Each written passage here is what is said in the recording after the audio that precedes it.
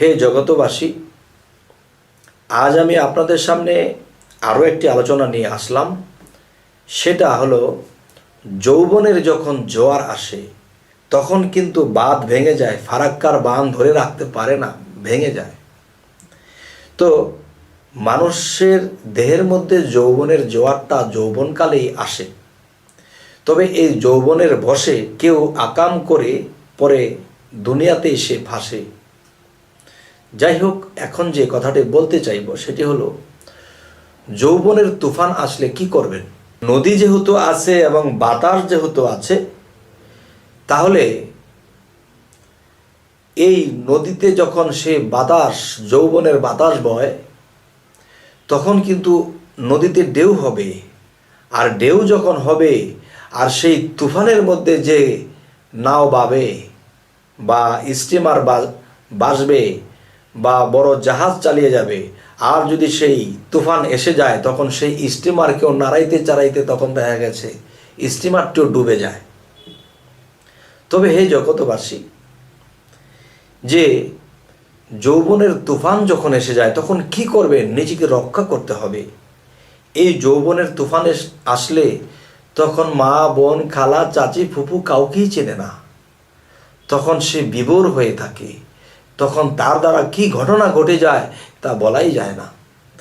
তাই যৌবনের জোয়ার বা যৌবনের তুফান যখন এসে যাবে তখন কি করবেন? হে জগৎবাসী, আমার কথাগুলো একটু লক্ষ্য করে শুনবেন।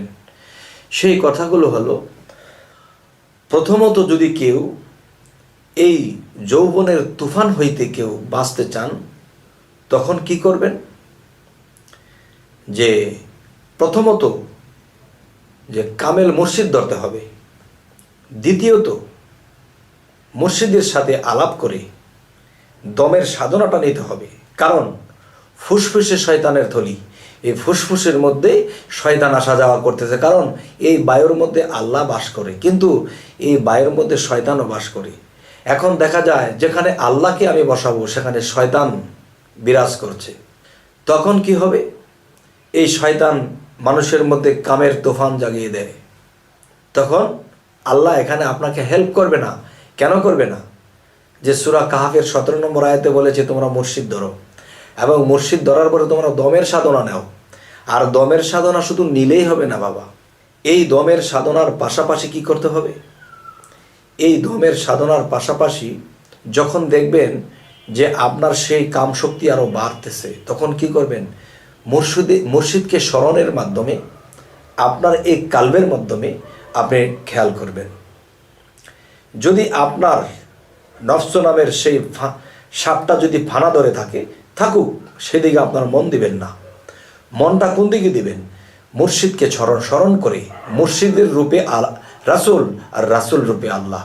এখানে থাকবে না কোনো বাল্লা, যদি কেউ বিশ্বাস করে আল্লাহ।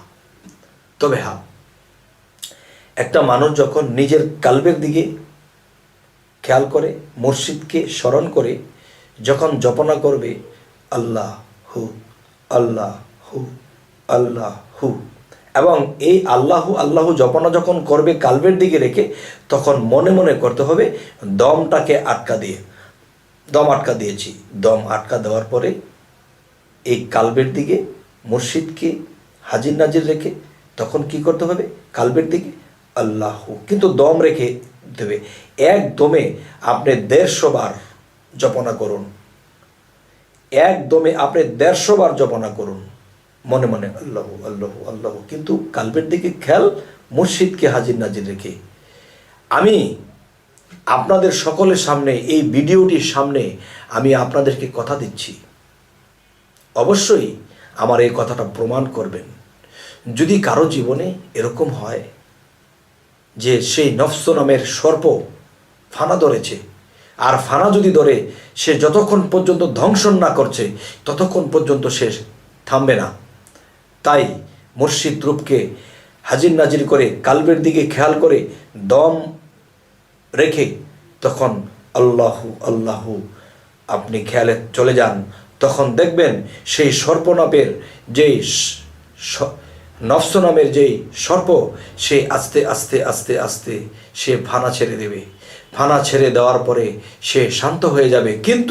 কিন্তু একটি কথা মনে রাখতে হবে, সেই কথাটি হলো কি, যে মুর্শিদের প্রেম এমনভাবে ভিতরে জাগাতে হবে, যখন মুর্শিদকে স্মরণের সাথে সাথে চোখ দিয়ে পানি এসে যায়, তখন দেখবেন যে যখন প্রেম আপনার এই কালবের মধ্যে জায়গা করে দিবেন, তখন দেখবেন সেই কাম নামের সর্প সে পালিয়েছে এবং আপনার ভিতরে প্রেম এসে গেছে। তখন ওই জিকির আর ছাড়বেন না। ওই জিকির অবস্থায় কাজে কামে নেমে যান, কাজ করেন বা অফিস করেন বা ব্যবসা করেন, আপনারা এই কাল্পটাকে জাগ্রত রেখে কাজ করতে থাকেন। দেখবেন যখন প্রেম জাগ্রত হয়ে গেছে এখানে, তখন কাম আপনাকে কিচ্ছু করতে পারবে না। সে পালাবে। আর আপনার নিঃশ্বাসের মধ্যে আল্লাহর যে শক্তি, আল্লাহর যে গুণ আপনার শ্বাসের মধ্যে এসে যাবে, তখন সেই ফুসফুসির মধ্যে আর শয়তান জায়গা পাবে না। তখন শুধু আল্লাহ বিরাজ করবে, শয়তান পালিয়ে থাকবে। হে জগতবাসী, আজকে আমি এই কথাগুলো বললাম, আমার এই কথাগুলো আপনারা প্রমাণ করবেন। প্রমাণ করার পরে যদি এরকমটা আপনাদের এই সর্বনামের যে নফস সে যদি শান্ত না হয়, তখন আমাকে আপনারা যা খুশি তা করবেন। তবে আমি যে নিয়মগুলোর কথা বলেছি, এই নিয়মগুলো অবশ্যই করবেন। হে জগতবাসী, তাহলে কি হবে? কামের জায়গায় প্রেম জাগা হয়ে যাবে, আর আল্লাহ প্রেমের দেশে খেলবে।